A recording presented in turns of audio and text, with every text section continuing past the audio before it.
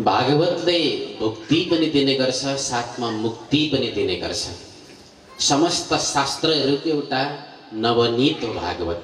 नवनीत भनेको माखन, जुन हामीले दहीलाई मन्थन गरेर जुन निकाल्ने गर्छौँ नौनी सार तत्त्वको रूपमा। त्यस्तै जति पनि शास्त्रहरू छन्, जति पनि पुराणहरू छन्, ती समस्त पुराणहरूलाई मन्थन गरेर त्यसको सार तत्त्वको रूपमा निकालिएको त्यो नौनी माखन भनेको चाहिँ भागवत हो। भागवत सबैतिर छ, वेदमा पनि छ भागवत, 18 पुराणमा पनि छन् भागवतका कथाहरू, अन्य स्मृतिहरूमा पनि छन्, अन्य ग्रन्थहरूमा पनि छन्। वेदै रामायणे चैव पुराणे अन्य तमाम ग्रन्थहरूमा सबैतिर भागवतको गान गरिएको छ। त्यसैले तमाम शास्त्रहरूबाट निचोरेर त्यो निकालिएको रस तत्त्व भनेको चाहिँ भागवत हो। वेदमा हामी यही पढ्छौँ भागवतकै कथा, इदं विष्णुर्विचक्रमे त्रेधा निदधे पदम समूढमस्य पादु श्रेष्ठाः। इदं भनेको यो जगतलाई विष्णुले त्रेधा निदधे 3 पाउमा चाहिँ नाप्ने काम गर्नु। अब हेर्नुहोस्, त्यो वामन भगवानको कथा यही भागवतमा आउने गर्छ, त्यही कथा वेदले उच्चारण गरेको छ भने तमाम शास्त्रहरूको सार तत्त्व हामी 7 दिनमा सुन्ने प्रयास गरिरहेका छौँ। भक्ति ज्ञान अनि वैराग्यको पनि त्रिवेणी सङ्गम हो भागवत। भागवत सुन्दा हामीलाई भक्ति पनि प्राप्त हुन्छ, ज्ञान पनि प्राप्त हुन्छ, साथमा वैराग्य पनि हामीलाई प्राप्त हुन्छ।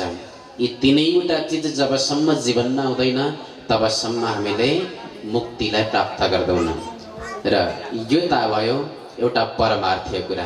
अब हामीले मनमा केही इच्छा लिएका छौँ भने त्यो मनोकामना पनि पूर्ण गरिदिने काम भागवत भगवानले गर्नुहुन्छ। किनकि आज समाजमा हेर्ने हो भने सार्वजनिक कथाहरू लाग्ने गर्छन्, ठुला ठुला भागवत पुराणहरू। ती भागवत कथाहरू पुराणहरू लागेर कतै कलेजहरू बनिरहेका छन्, कतै बाटो बनिएको छ, कतै मन्दिर बनिएको छ। यो समाज सुधारको एउटा त्यस्तो अभिन्न शास्त्र पनि हो भागवत महापुराण, जसलाई माध्यम बनाएर हामीले समाजको पनि आज परिवर्तन गरिरहेका छौँ। व्यक्तिको मनमा शान्ति अनि समाजमा क्रान्ति दिने काम पनि भागवतले गर्छ।